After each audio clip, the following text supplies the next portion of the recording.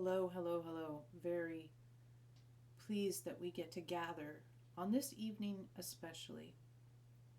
Veronica was just saying that it's felt kind of monumental all day, building up to something all day. And we agree. We agree. What we want to do tonight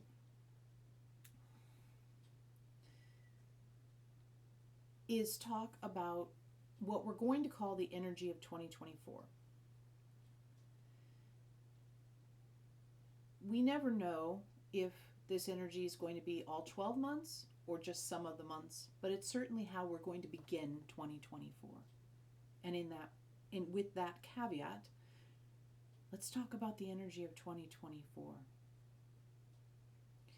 In a previous meeting, Fred said, we believe it was Fred, that the energy of 2024 is about the clarification of the word hope and the revelation of the stance of hopeful or hopefulness, whichever way you like to say it. And we want to dig into that with you tonight. Because you've come to a point in your personal evolution and in the movement in the energetics of your species. And that's a big term, so let's just back up a minute and stay with that for a second. The evolution of your species. Many times we've talked to you about the evolution of you, or the evolution of our community, or the evolution maybe of your culture where you live. But you're having species-wide evolution right now. And you might say, Elohim, I look at the news and it does not look like we are evolving. And we understand that perspective. It's not what you see on the news that is evidence of species-wide evolution. Species-wide evolution comes from shifting energetics. Now, what happens in those shifting energetics is some individuals are able to grab the shifting energetics and use it to fuel their own personal movement. Others are unsettled by shifting energetics and revert to trying to control and restrict and limit and freeze things in a way that they have previously experienced them, where they can feel a sense of safety, not a sense of the world moving under their feet. These are kind of two common patterns. There's probably other patterns people use, but those are the two common ones that we see most readily. Nonetheless, the fact of species-wide evolution is occurring regardless of how people are responding to it. You have reached an inflection point in your development as humans. It's amazing and beautiful. And we feel the sense of, for the folks that are on this call or listening to this recording, you know that you're looking for this. You're seeking it. You're wanting this kind of support that's broader than just you choosing, you studying, you focused. So you might grab a hold of it with joy. Most likely you'll be enthused by this news. And as we pointed out earlier, some folks are going to be disrupted by it even if they don't know why they feel disrupted. Change is difficult. Typically, change is interacted with from survival instinct and fear rather than the opportunity to open your eyes to the new. So those folks who are enthused by this idea have this amazing opportunity to use it for their personal evolution, and also be energetic leaders in the example of having your eyes opened by this rather than restricting and resisting into sort of like backing into a corner and trying to make things feel the way they've always felt. Now, please don't misunderstand that we're making any kind of prediction about a specific experience or prediction about a specific sort of outcome or prediction about anything whatsoever. That's not our business, and we don't do that. We speak to you about the energetics, and we help you use the changing energetics, the evolving energetics, for your personal growth. That is our business.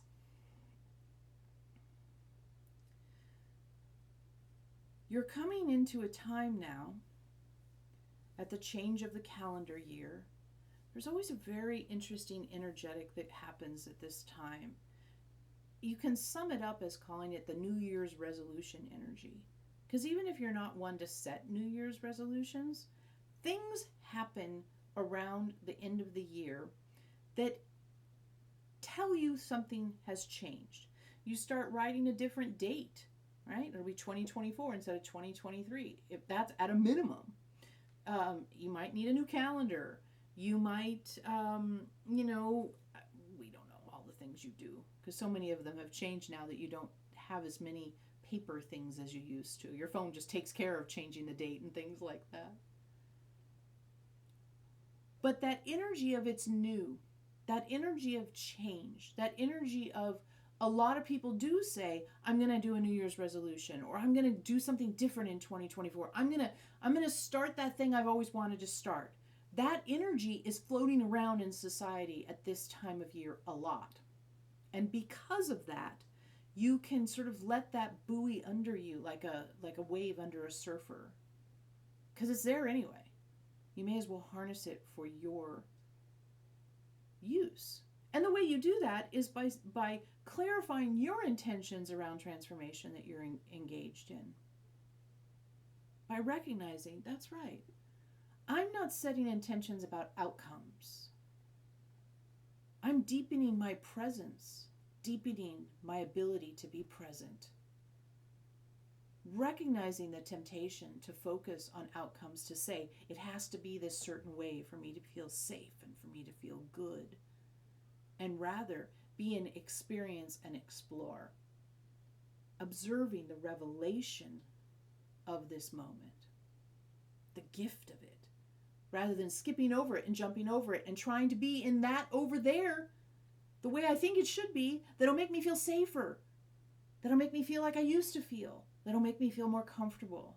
Instead of all that, you have this opportunity to use the urge to do that as a reminder to be deeply present instead, as you observe. And in that process, we want to discuss hope. Now, hope's one of those words that should be a positive thing, right? You say, I hope you got the job. I hope you feel better. I hope you hear from that person. I hope things go the way you want. I hope you have a nice day. You say that all the time. And hidden in those sentences, which are otherwise supposed to be positive and helpful and supportive and loving and all of that, but hidden in those sentences, in plain sight but not seen typically, is outcome focus. It's you dreaming up what you think the outcome should be and then hoping it will happen as some kind of a blessing to other people.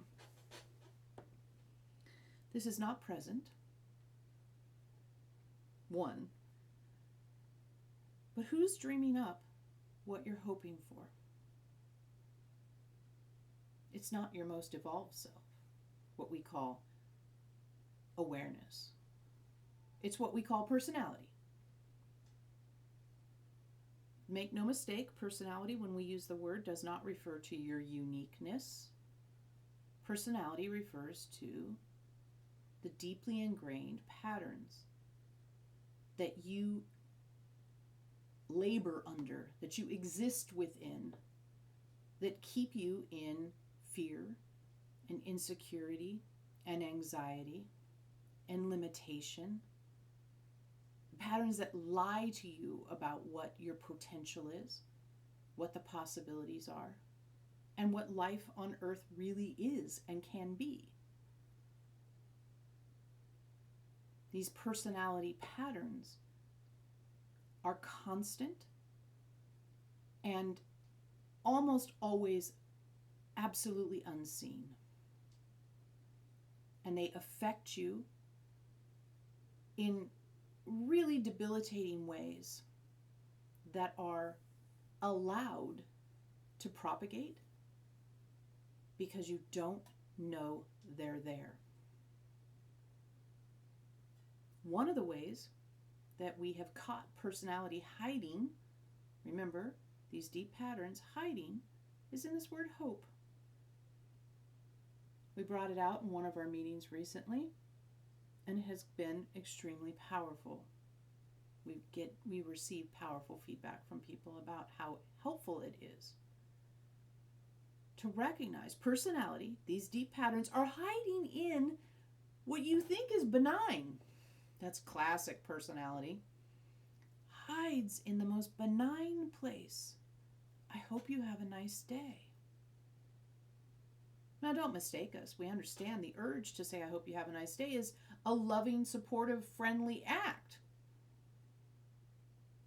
But it's still within the limitations of personality and does not offer you expansiveness.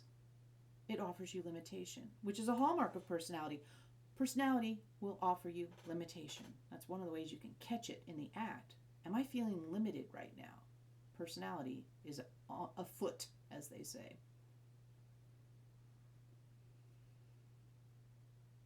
We have encouraged our community to not say, I hope you blank, blank, blank, blank, blank. Because the I hope you blank, the blank is getting filled in by deep patterns of limitation. Rather than your wish, your blessing that you are extending to the person you're speaking to be informed by this moment and your deep presence and your connection to the non-personality state, which we call awareness.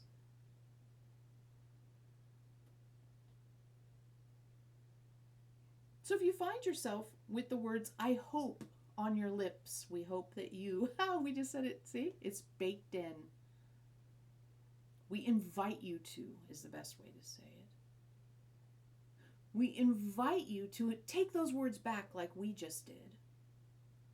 And instead, connect deeply to the present. Be deeply present in this. Catch yourself feeling temptations to project an outcome, to decide how it should be, to imagine the best thing that could happen and hope really hard for that for this person. And instead, share something that's alive in this now with them. I loved being with you. I loved talking with you. Thank you for being part of my life. It was amazing to spend time with you today. I'm so grateful to be your friend. You can see the contrast between that and I hope you have a nice day, or I hope you feel better, or I hope it works out. Energetically, they are night and day away from each other. And the people you encounter with this kind of presence and offer this awareness-based, present,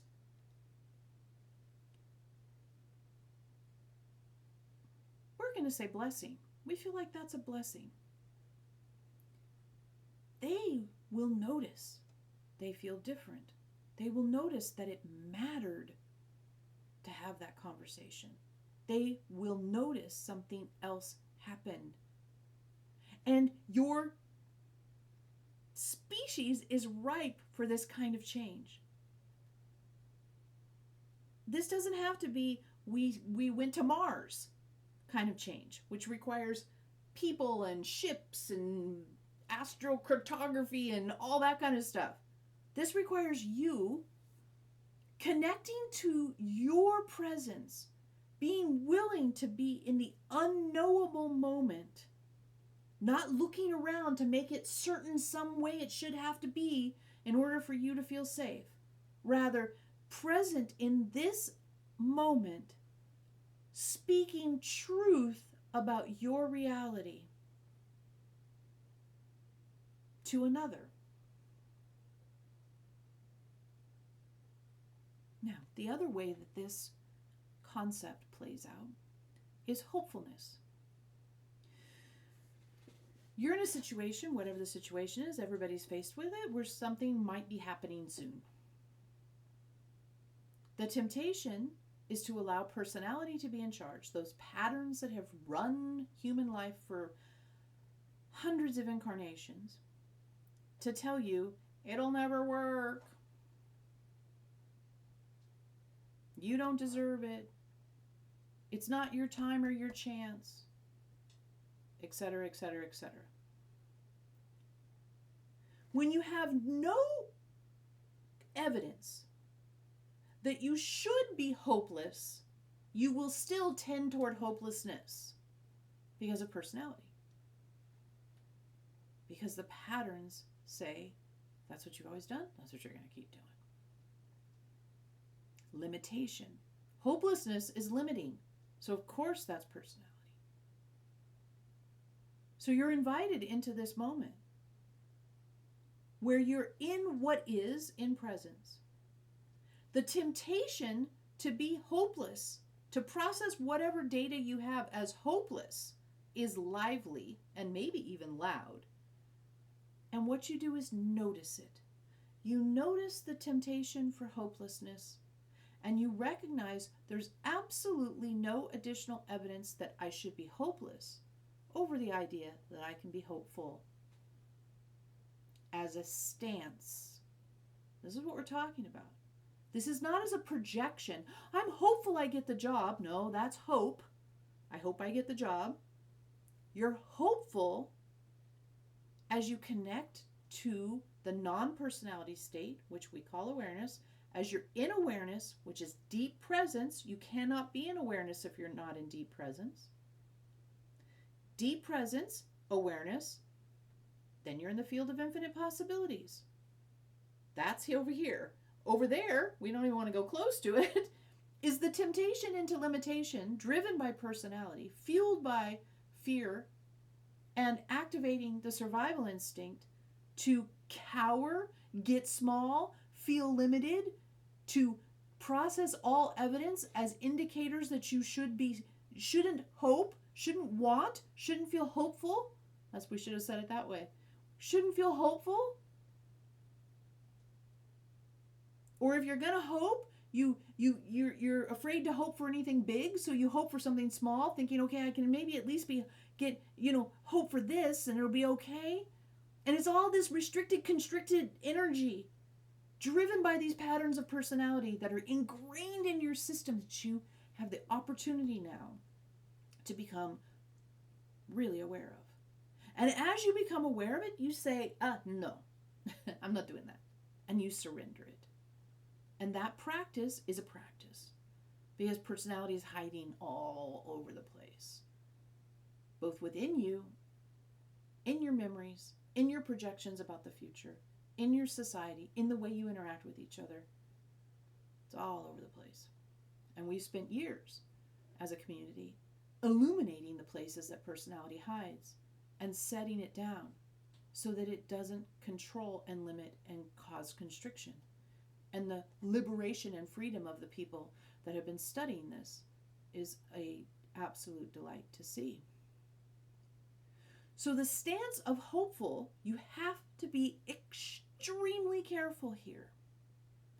The stance of hopeful cannot be conflated with hoping for an outcome. Hoping for an outcome is absolutely the realm of personality. And it puts you in this feeling of like, over there is where is good, and where I am right now is bad. I hope it goes differently than it is. Therefore, is can't be right, can't be good, can't be positive. And now you're in personality's clause.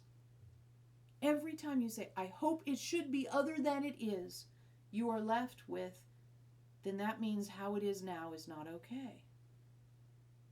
See, that hides in there. Its personality hides. It hides. I hope it works out that I get that job. Inherently means that right now is dissatisfying. And if you don't get the job, then that now is dissatisfying, and on it goes. If instead you stand in this now, connected to presence, recognizing the temptation to hope, recognizing the temptation to be hopeless, and choosing instead to be hopeful as a stance, not as an action, but as a way of being. And so when the thought of that job comes up, you don't project how it should go, and you don't look for evidence as to why you shouldn't be hopeful about it, that you should be in hopelessness is a better way to say it. Instead, you just say, I am hopeful. And then catch yourself. Because as soon as you say I'm hopeful, personality is going to say, for what? What are you hopeful for? That's not the point of hopeful. Hopeful is a stance, a way of being. It's a discarding of the temptation to gather up evidence that you should feel hopeless, or that you should be projecting a specific, very narrow outcome that personality has dished out for you to be concentrating on. And describing hopeful, there's not a lot of specifics that we're giving you, and we recognize that. You know why? Because the field of infinite possibilities is infinite. We can't tell you what you will experience in the field of infinite possibilities. We can explain that if you don't do hope and you don't do hopeless, what's left is awareness, presence, field of infinite possibilities. It's a freedom from restriction and constriction and limitation that you've labored under for hundreds of lifetimes.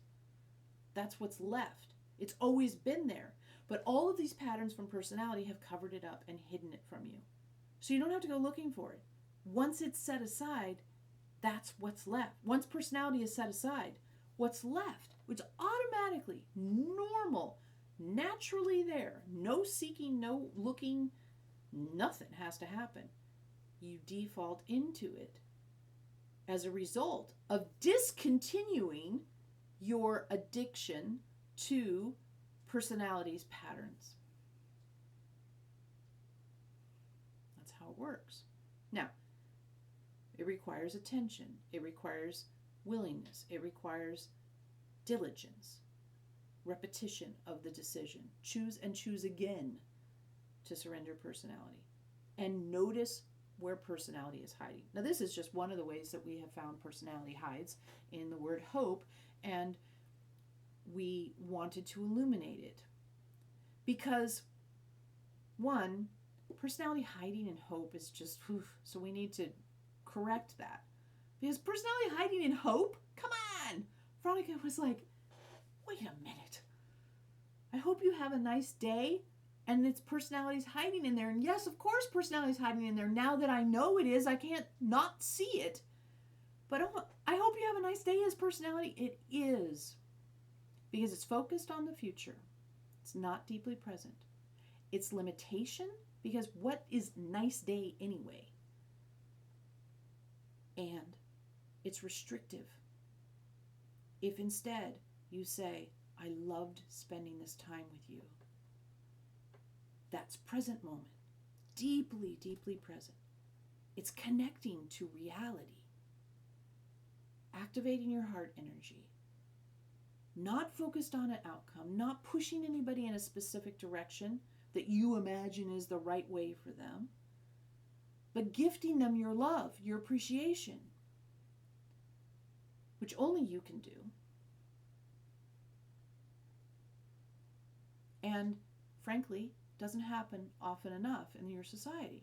But now this energetic shift has occurred that's making it possible for this kind of a change to not just change you and maybe change the people you say it to, but for it to emanate and propagate.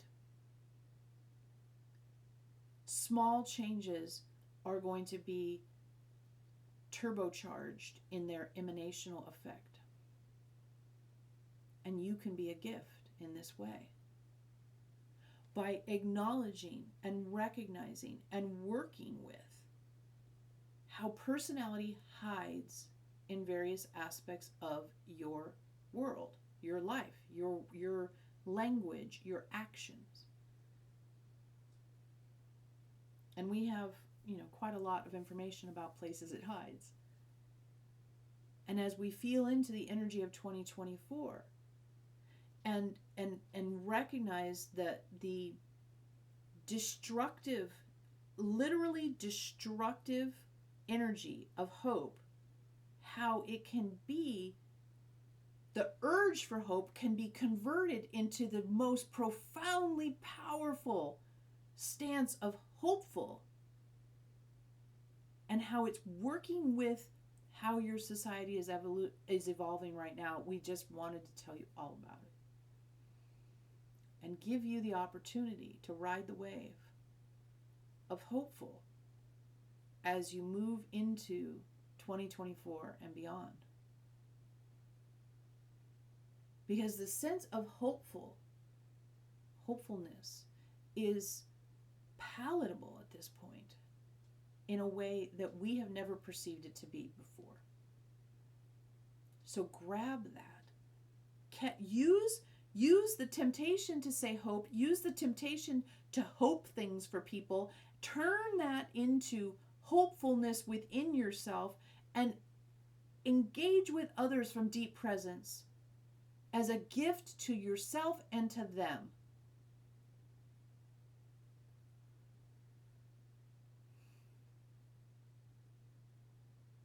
(2024)